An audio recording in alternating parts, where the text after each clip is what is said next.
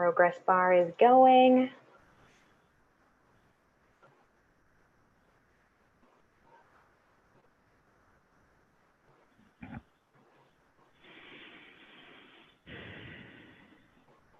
Okay, we're live now. Do you see it on your phone? I don't actually. Okay, let me just check mine really quickly here.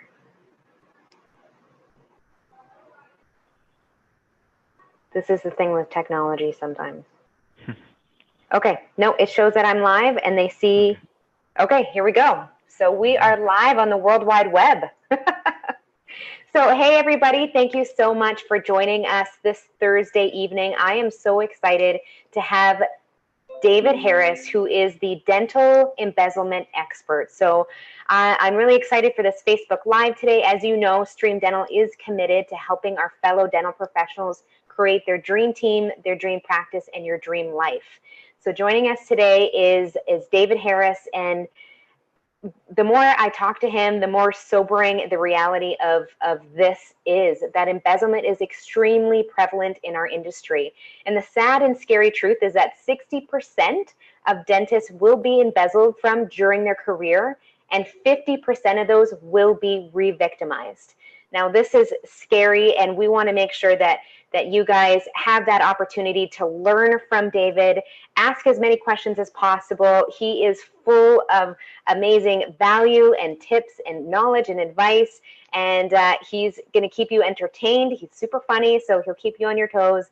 And I'm really excited to have David on here. So thanks so much for joining us today. I really appreciate you being on with us.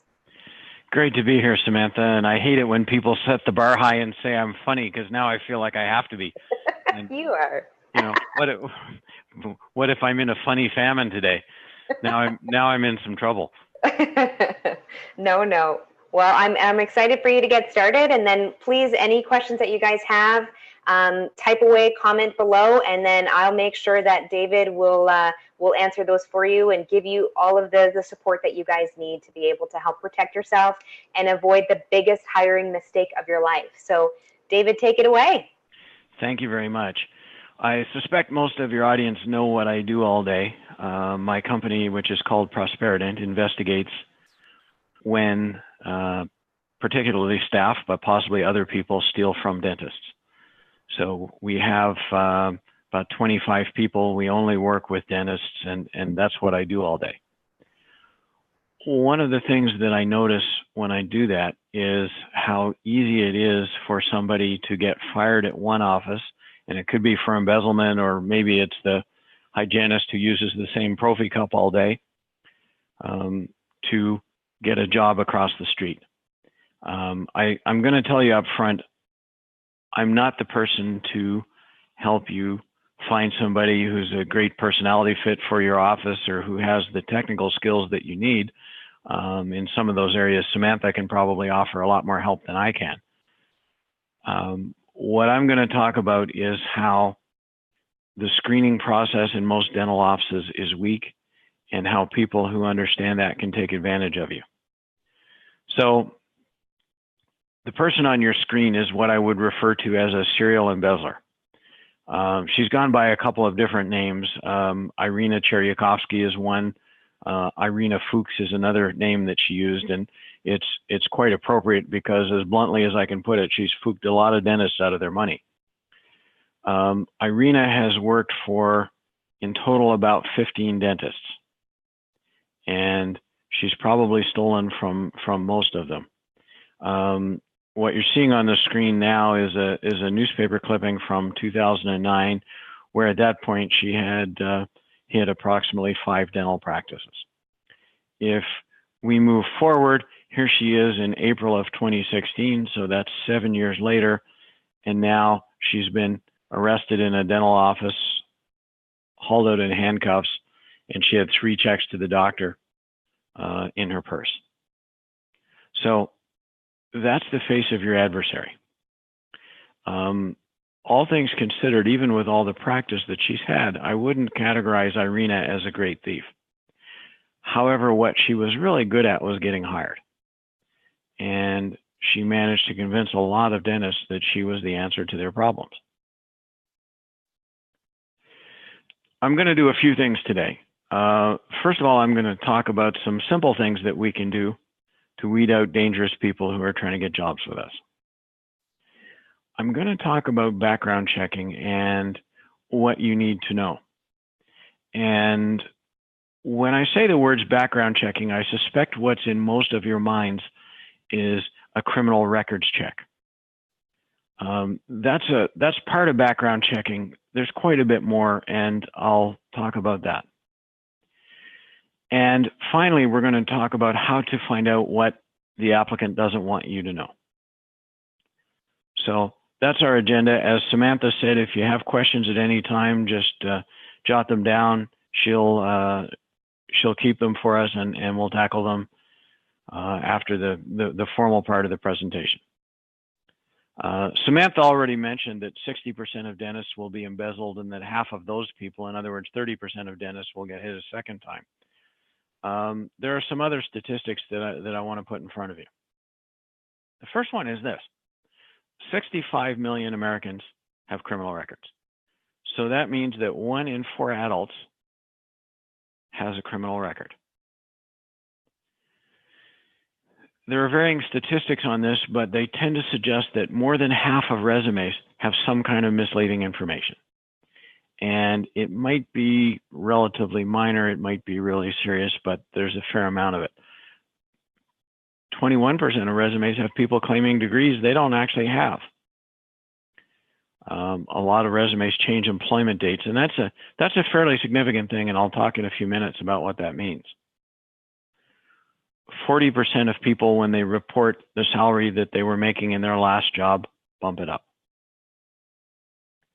33% play with job descriptions from previous jobs. 27% have falsified references, and I'm going to spend some time on that in a minute. One of my complaints about dentists and the way that they hire people is that they don't do it proactively. You all understand the concept of a short notice list for patients, but you don't apply the same concept to hiring. And every dentist I've ever met waits until somebody quits before they start looking for people. And I think the approach should be a little bit different. And we encounter lots of people in our daily lives who would fit well into our practice. And thinking about them in those terms is a really good idea. When you hire at the last minute, you cut corners. And that exposes you to some dangers. These are probably pretty obvious, but let's enumerate them anyway. The first is you hire people who have just told you that they're better at things than they really are, and you don't have time to properly assess that.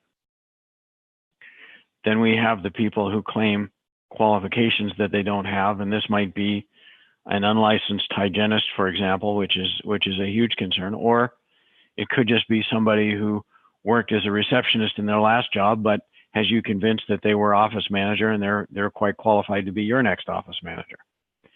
And then finally, the biggest danger, which is people who have something in their past that would, if you knew it, would make you not hire them. One of the problems you have is that there's a community out there who know that it's easy to get a job in a dental practice. That community is convicted felons. There's an internet chat line that I belong to, and here's what one felon said about you guys. And I'll apologize for her illiteracy, but she said, "You don't do background checks, whatever they are, and it's great money and it's easy work." So they know that you are a little bit casual sometimes about how you hire people. And I'm going to talk about this more fully in a few minutes, but let me make my point now. I want each of you in the audience to think of the last person you hired in your practice. It doesn't matter whether it was a clinical staff member or an administrative one, just the very last person you hired. And what I want you to ask yourselves is, at the time you interviewed them, did you check their photo identification? And I'm going to take a huge leap here and guess that for most of you, the answer is no. So let me put that into context. Your office is kind of an important place. I mean, it's the source of your livelihood if you're the doctor, or the livelihood of the person who pays your bills if you're not. It's full of confidential information protected by privacy legislation. There's a lot of money that flows through there. There are prescription pads there. And with all that, you have no sweet clue about the true identity of that last person you hired. And that's what these people know and are prepared to take advantage of it. So a couple of things we should talk about. First of all, before you start the search, and I suspect that Samantha's pretty big on this when she says one of the first things you have to do before you start hiring people is define what the job requirements are. If you don't do that, then you tend to hire somebody you like as opposed to somebody who has the skills that you need. What I say to dentists in particular is think about what you're not good at and hire people to fill that gap. I see people making a lot of mistakes in interviews, and the big mistake is that they ask questions to which there's a predictable answer. What's on the screen is one doctor's interview form, and to me, there's just everything that's wrong about interviews here. If you look at question 2, what are your key strengths and what are your weaknesses? Anybody who's had any coaching at all on how to interview will answer the weaknesses question with things that are really hidden strengths. For example, I just set my standards way too high. I hate to leave work until all my work is done. Those are the kinds of things that people will present as weaknesses, and you will look at them and say, well, the weaknesses really speak volumes about this person's strengths. Question number 3, what type of personality do you work best with? I mean, there's an obvious answer to that, and I get along with everybody. It might not be true, but that's the answer I'll give. Samantha, a good topic for you in some future live event like this would be how to ask questions where you really learn about people. My suggestion is use role play. Put people in situations and see what they say or what they do, because that's a good predictor of how they're going to perform in future. If you ask this kind of question, you're playing right into the hands of the serial embezzler, because they know exactly what to say to impress you. Let's talk about finding out what they don't want to know. And one thing I'll mention is that you're going to see pictures of people in the background as I go through my slideshow. They are all serial embezzlers. So if you see somebody who looks a lot like one of your staff, we should probably talk. Let's get at the things they don't want you to know. There's a website called fakeresume.com, and it teaches people how to cook their resumes. There's something far worse in a minute that I'm going to show you. Here's what I consider to be a proper workup before you hire somebody. So when I'm talking about background checking, this is what I mean. And we already talked about the photo ID part. And it's not enough to check photo ID. You should look for a second piece of identification as well, ideally a credit card. People can forge driver's licenses. Nobody's going to think to bring a forged credit card in the same name to your interview. This one's probably the most important. We need to talk to former employers. And my rule is very simple. I want to talk to everybody that this person has worked for at least the past 5 years. We'll talk in a minute about what questions to ask and some other things to do in that. We need to check criminal records. And as I said, when I talk to people about background screening or background checking, that's what's in their mind. That's part of it, but there's more. The only thing to remember about criminal records checks is that they only record convictions. If somebody's fired from an office today for embezzling, it will probably be 3 years or more before they get convicted. for doing that. So there's a lot of time that passes between when they commit the act and when the justice system catches up with them. And in that 3-year period, they're walking around looking for jobs. It absolutely astounds me that I cannot get a $12 an hour job at UPS delivering the junk that people buy on Amazon without a drug test, but I venture that I could get a job in any one of your dental offices without one. That makes no sense. We absolutely need to know if somebody has a fentanyl problem and they're applying for a job in our office.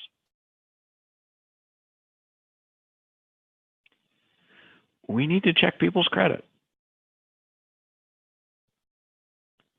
And I will say about a number of these, including particularly the credit check, we also need to be a little bit interpretive about these. If you're in the United States, marijuana is legal, I believe, now in 9 states. If you're in Canada, it's about to be legal nationally in less than a month. When a state or a country legalizes having marijuana, they do not go back and expunge the criminal records of people who were busted for marijuana possession before. So when California legalized, they didn't wipe out criminal records. So there are lots of people in California who were arrested in 1985 for marijuana. That's a criminal record, but honestly, it probably would not stop me from hiring them today. Equally, we can understand situations where people have bad credit. You know, if you're a single mom and you're working as a dental assistant and you have 2 kids and you're not getting any support from the dad, I'm fairly certain you'll have bad credit, and it probably wouldn't bother me. On the other hand, if you're interviewing somebody for an office manager and her husband's a contractor and they live in the big house by the golf course and they have the 2 SUVs in the driveway and they have bad credit, I'm terrified. Because that's somebody who's financing a lavish lifestyle on other people's money. And when they run out of borrowing room, you're probably next. We need to verify somebody's license. We cannot take a piece of paper that somebody hands us as being valid, because one thing that computers and desktop publishing and laser printers have done is they've made it so that anybody could be a forger. So if somebody hands you a piece of paper that says they're licensed to practice dental hygiene in your state, that's not sufficient verification. You need to go to the internet if your state board has its records online, or if not, you need to call the board. And finally, I would not hire anybody in 2018 without looking at their social networking first. If they have anti-employer sentiment against their current employee, they're going to have it against you. If they have a high-risk lifestyle, you're going to have an employee who has a high-risk lifestyle. If they post things during the day when they're supposed to be working, you know that they're a time thief. And they will do the same to you. That will be the employee who spends 35 minutes in the restroom once a day, and what they're doing is chatting with their friends on social media. Here's what happens when you skip the criminal records check. And this angelic-looking girl is named Marissa Minor. She lives in Florida, and she was arrested in 2016 for stealing checks payable to her doctor, and it wasn't anywhere close to the first time. There were the 3 other times she'd been busted in Florida before that. So the doctor in Martin County obviously didn't do any kind of criminal records check, because if he had, he would have seen all this other stuff and probably not hired Marissa Minor.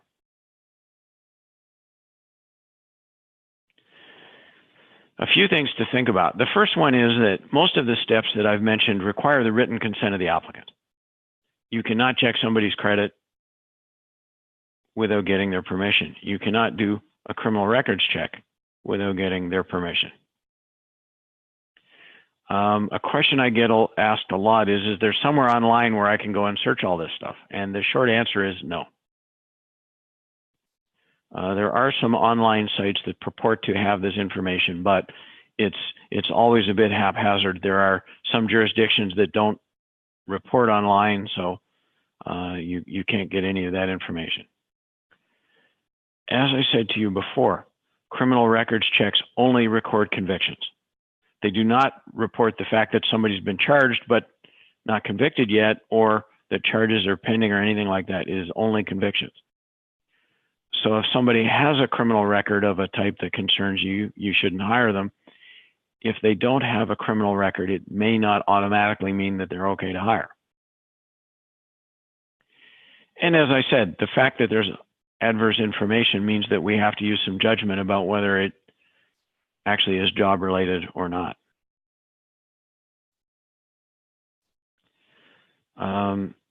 If you get a reference letter from somebody, throw it away.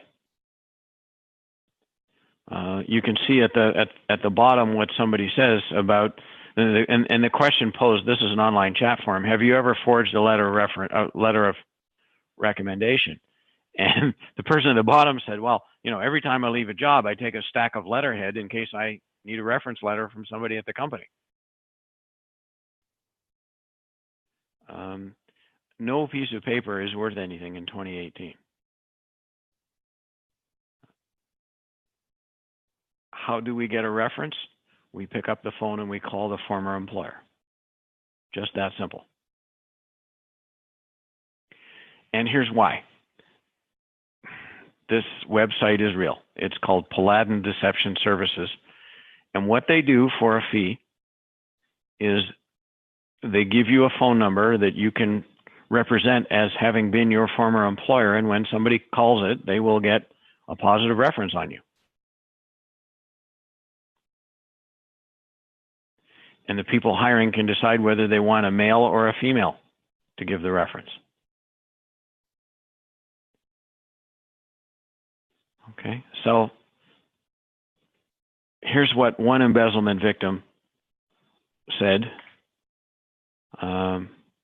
She said that after she fired the embezzler, she did a reverse lookup on all the phone numbers the embezzler gave the doctor, and none of them checked out. Now, the cynic in me says, you know, that information was determinable before you hired her. In other words, the doctor never called any of these numbers anyway, and it was only after she fired the staff member that she even started looking into this, and none of them matched up. So there were a couple of mistakes made here along the way.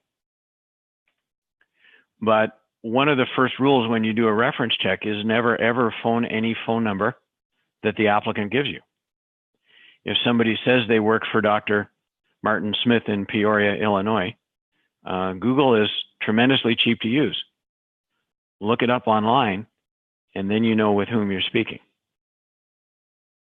Disposable cell phones are really cheap, and then there's that Prosperident service, and there are others like it that will give you a good reference. So find the phone numbers independently. The next thing we need to do is we need to ask open-ended questions. The biggest mistake that people make when they check a reference is they say to the former employer, Susie says she worked for you from March of 2016 to November of 2017. And when that question is asked to any human, their response is going to be, yeah, that sounds right. What we need to do instead is just ask the question without prompting any kind of answer. What was Susie's start date and what was her end date? Why are dates important? Because one of the ways that people try to hide an unsatisfactory former employment relationship is they do what's called a stretch. They elongate the dates they work for somebody else and make the unsatisfactory employment disappear. I think I've got an example coming up on another slide. Another question we want to ask is job title. A lot of job applicants give themselves that upgrade to first class.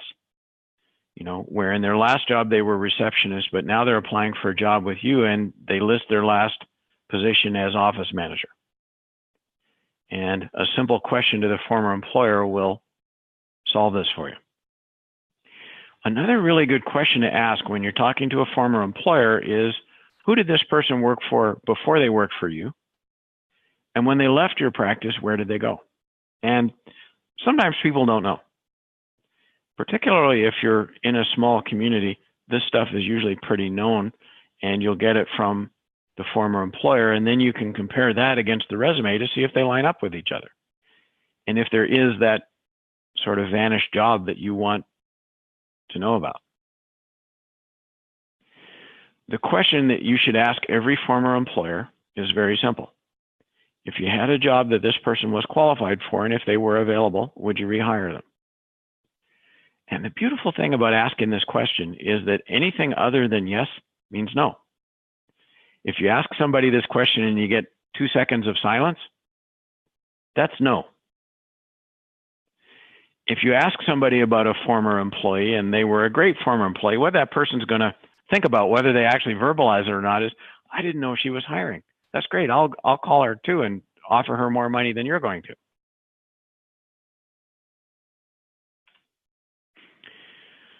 The other one that is used very successfully by people to hide unsatisfactory work experience from you is to say, please don't call my current boss because she doesn't know I'm leaving. And there are two possibilities here. One is that what's being asked is true. The other is that this person was fired 3 weeks ago, and this is their way of preventing you from calling the person who just fired them, who undoubtedly is not going to have good things to say. So how do we handle that one? I know how most of you handled it until today. You said, okay, and you didn't make the call. Here's what I would say instead. I would say to this person, I understand that. I'm going to tell you that we do not hire anybody without speaking to their most recent employer, but it doesn't have to be right now. So if you want to go through the rest of our screening process, and if at the end you're our chosen candidate, we'll tell you that. And at that point, if you're going to take the job, you have to tell your current employer, and it would be okay at that point for me to call him or her. The good thing about saying that we don't hire anybody without speaking with their most recent employer is that it will screen out those who are playing you, because they know they're never going to get the job with you. They'll just abandon the process. So it's a great exercise in differential diagnosis. Here's the stretch, and let me show you an example of it. This lady is a serial embezzler. Her name's Ashley Eaton. She lives in Tennessee. And she got fired from one client in 2010 and from one dentist in 2010. And then she got hired by somebody else and eventually was fired again in 2012. So the question is, how does somebody get hired in 2010 after they just got fired by another doctor? And here's the answer. So this is her resume in 2012. And she worked for the Vanderbilt University in Tennessee. She actually worked there from 2005 to 2007. In 2007, she went to work for a dentist, and that's the one she stole from. She was fired in 2010. But you can see what she did here. She stretched the Vanderbilt dates to completely overlap the employment of the doctor she worked for who she stole from. So now that doctor's employment just vanished. And Ashley's logic was, well, Vanderbilt's a pretty big place. Probably no doctor who's looking at hiring me is going to push through the bureaucracy that they would have to get an answer from Vanderbilt about when I worked there. So she just stretched the date by 3 years. She made our client disappear.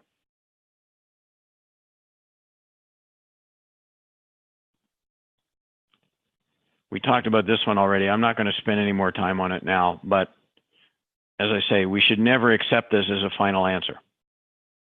We should accept it as a reason to defer making the call, but that's the extent of it.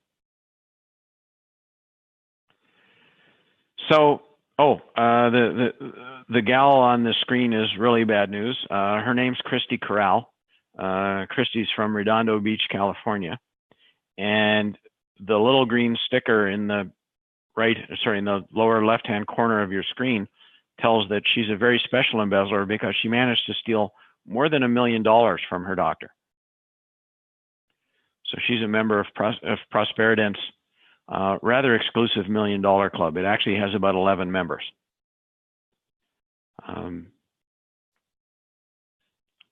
I know the hiring pressures you face. I know that the United States right now has a booming economy and a low unemployment rate.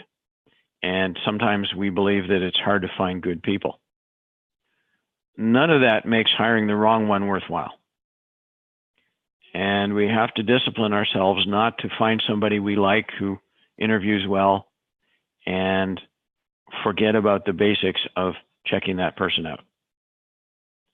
And if we do that, we can prevent these mistakes. Final thought. Let's never, ever forget that the vast majority of people who you will hire are good, honorable people, and they're there for all the right reasons. And they're team players. And it's a relatively small number of people who give us all the trouble. Let's not paint everybody with that embezzler or lazy person brush. But we do have to remember that there are a few out there who are trying to get through. The blonde kid on the screen in the yellow jersey is actually my son. He's a freshman in high school this year. He was offered a professional soccer contract, and as a team player, he turned it down because he wanted to play basketball for his high school. So there he is doing his thing. If you have embezzlement concerns or you need to reach Prosperident, there's my management team.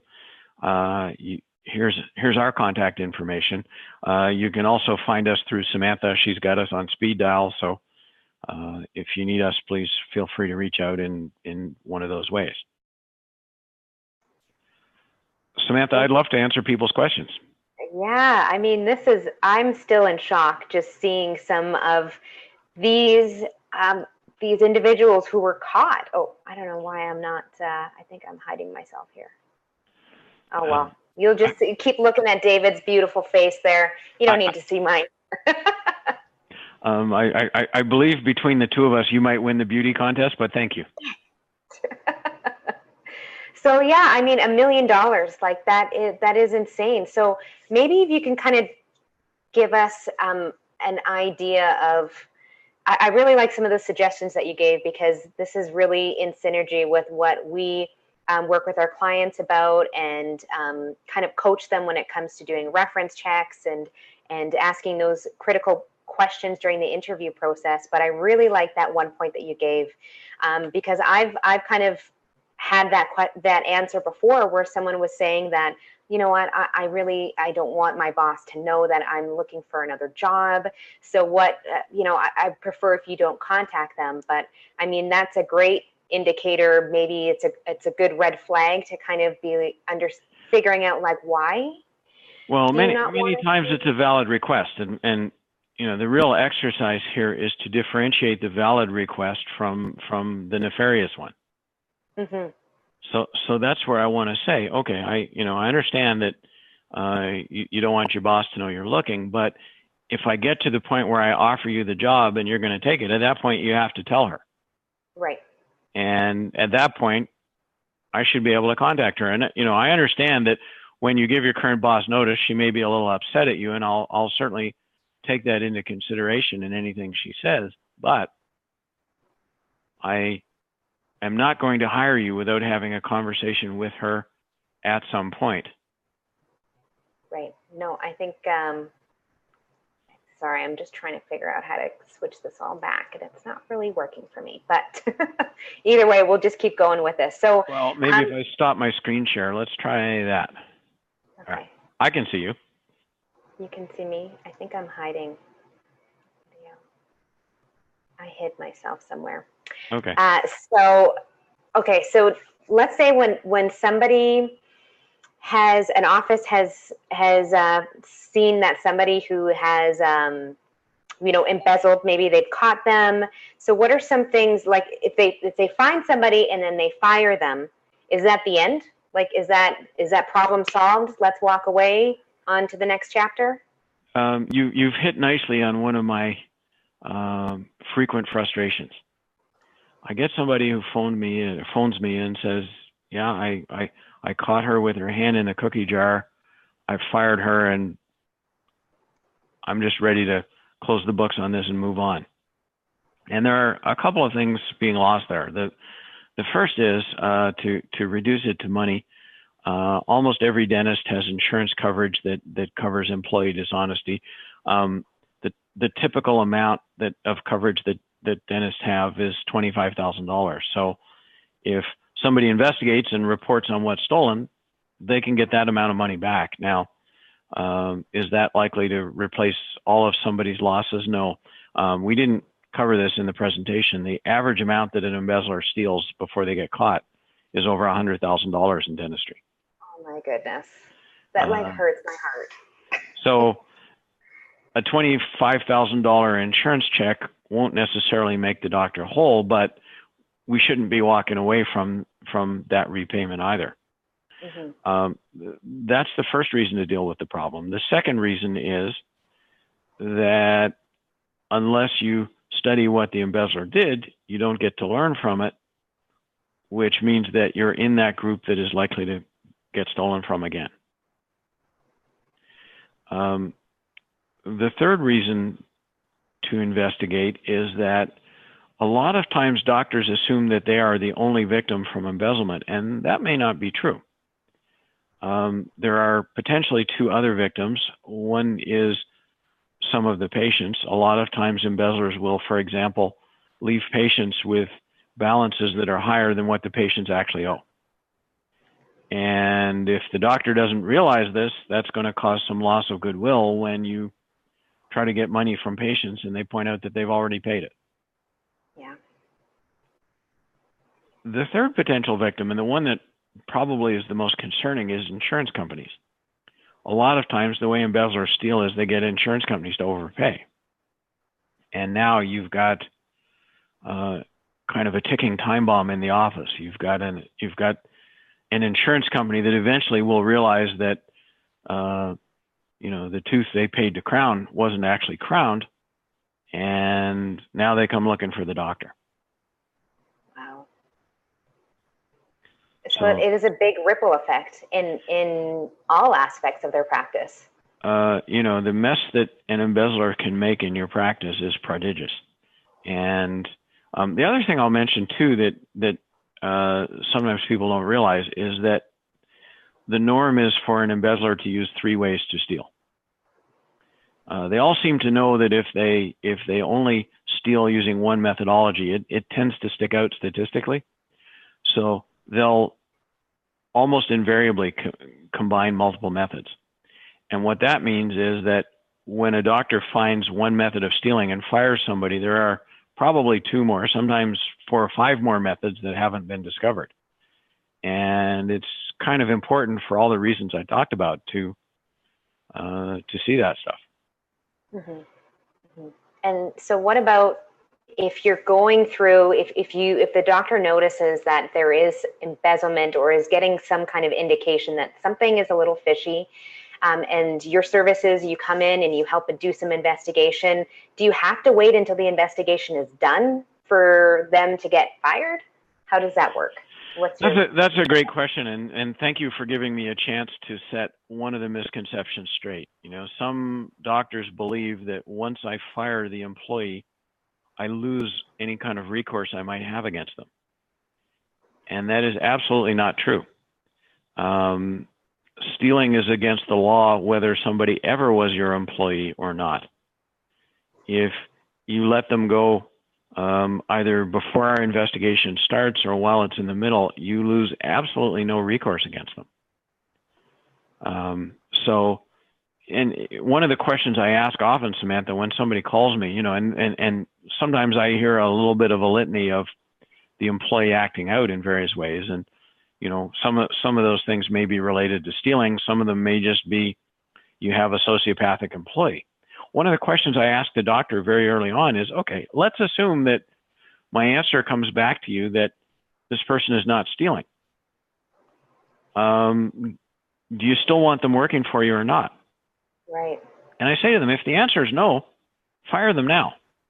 We'll do our investigation, but if regardless of the outcome of our investigation, you don't want this person, then let's let them go. The only modification to that I'll suggest is that if you're not in an employment at will environment, and it's a long-term employee, and you're potentially facing a lot of severance if you let them go now, then there may be some wisdom in giving us a little bit of time to see if we can find just cause so that you're terminating them. And just for the benefit of people who don't know this, some places are employment at will states.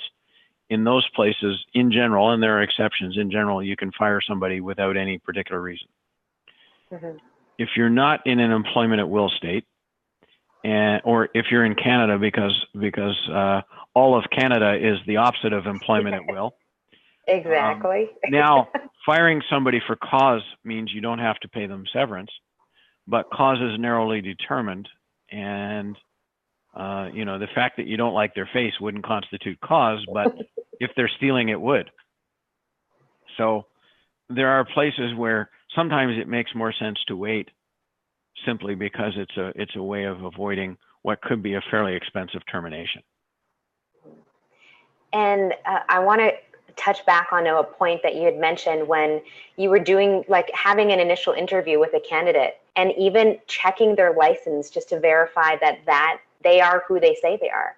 And that's something that I remember when I was going for my first job interview at Domino's Pizza, or, at a retail store, I had to prove who I was. And I think that is a very great point. And it's a very easy thing that we can incorporate in our practice in the interview process. So that's something that I definitely really, really love. And I'm going to make sure to let all of our clients know as well, that is part of the recruitment and the interview process from going forward. So I really like that. Such an easy, basic step. And I'll address our audience for a minute and say, I know very few people who chose dentistry because they really, really wanted to own a business.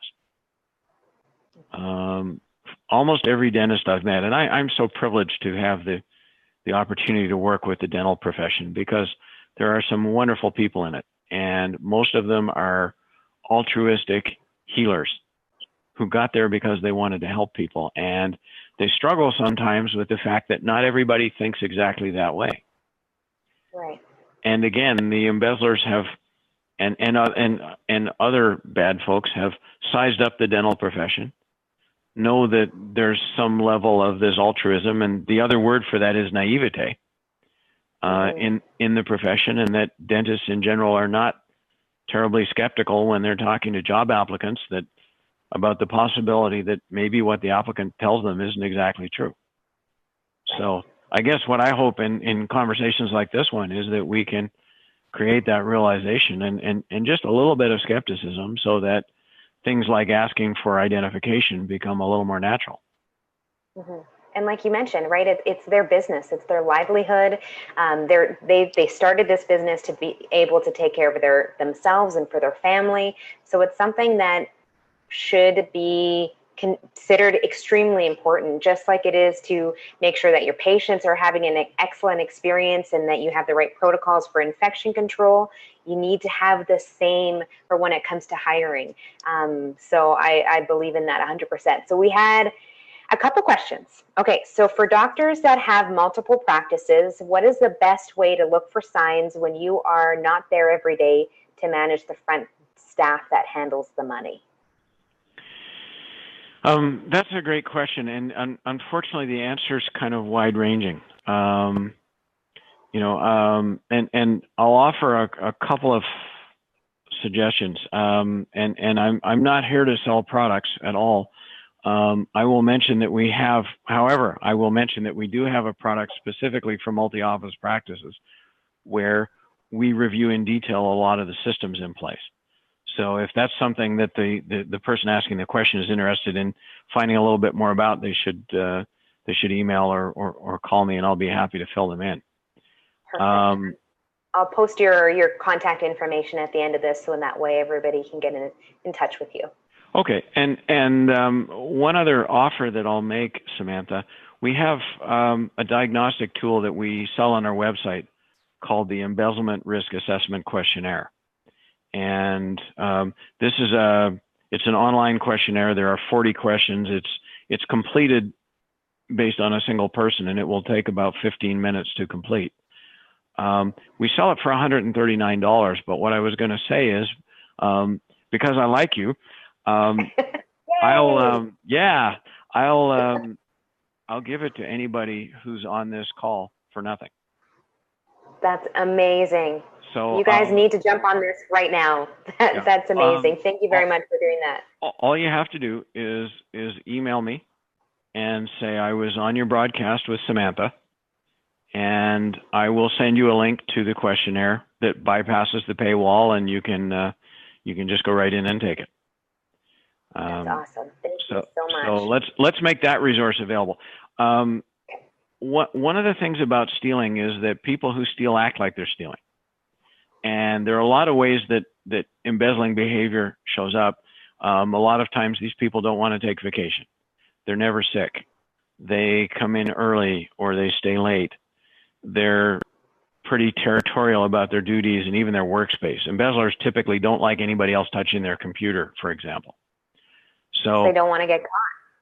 Well, they just are worried that the person might stumble on the wrong screen and see what they're doing. Right. So that's the kind of stuff that the embezzlement risk assessment questionnaire gets at. And one of the things I would encourage the person who asked the question to do is to do the questionnaire.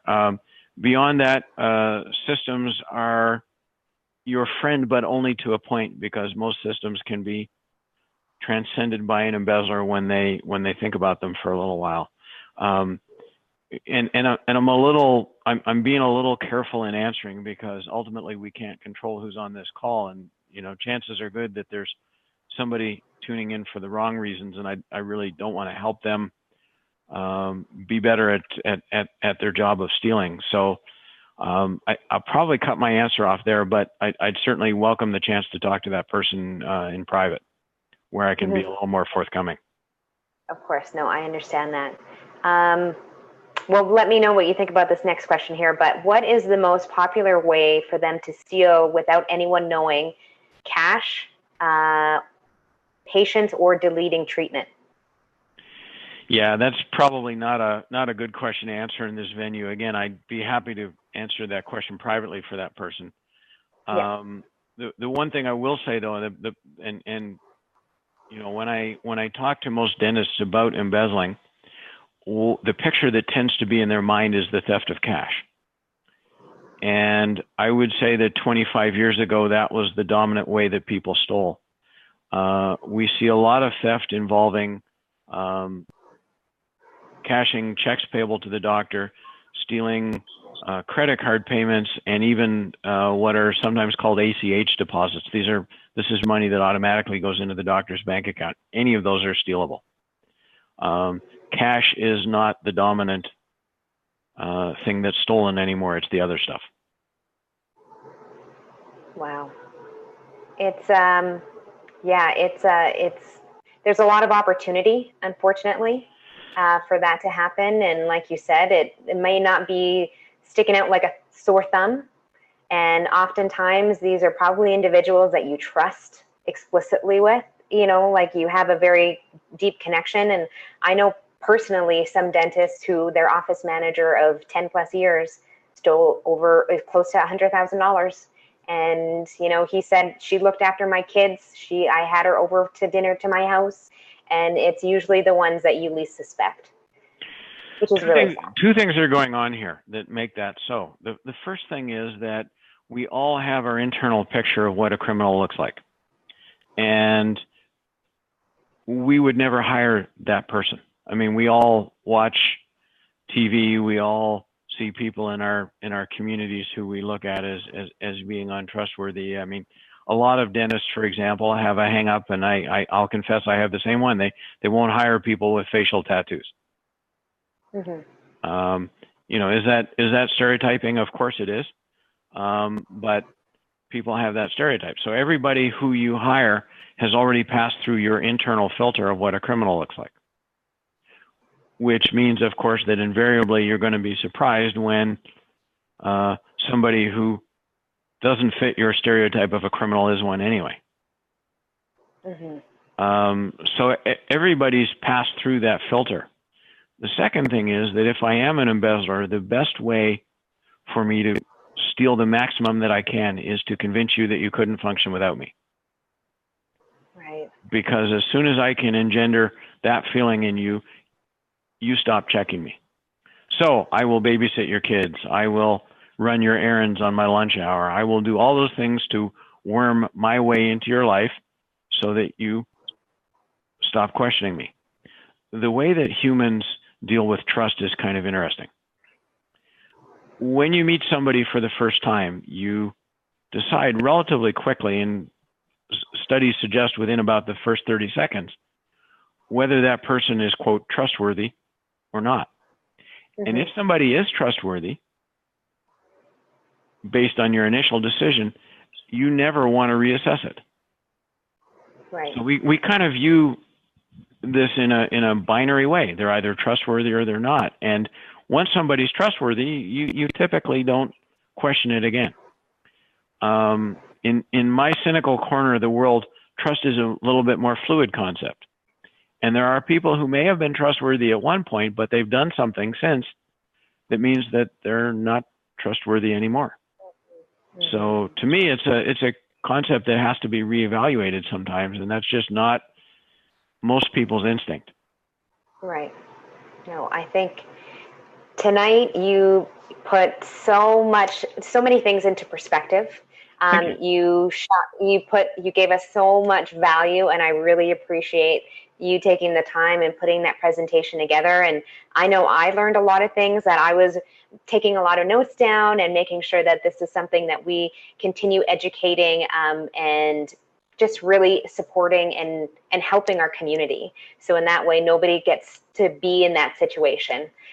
Because I know you probably work very, very closely with these practices and see the emotional, the damage that it does to their business, but also to their families, to the patients, to the rest of the team. So it's a ripple effect, and it's not something that you want to, or anyone to be in. So I really appreciate everything that you've done for us tonight, and the value that you provided for us, but also for that checklist. Like that, thank you very much for doing that. I'm going to make sure to post your contact information afterwards so that everybody can reach out to you. And if they have any additional questions, what's the best place for them to be able to find you? Well, our website, most people after hearing this presentation won't have a hard time remembering. It's dentalembezzlement.com. Yep. And my email address is just david@dentalembezzlement.com. So please feel free to reach out to me by email. That's typically the best way to reach us, and we'll be happy to help you with the questionnaire or answer your questions or anything else you need. Perfect. Well, thank you again, and I really appreciate it. Thanks so much for tuning in, guys. Have a great evening.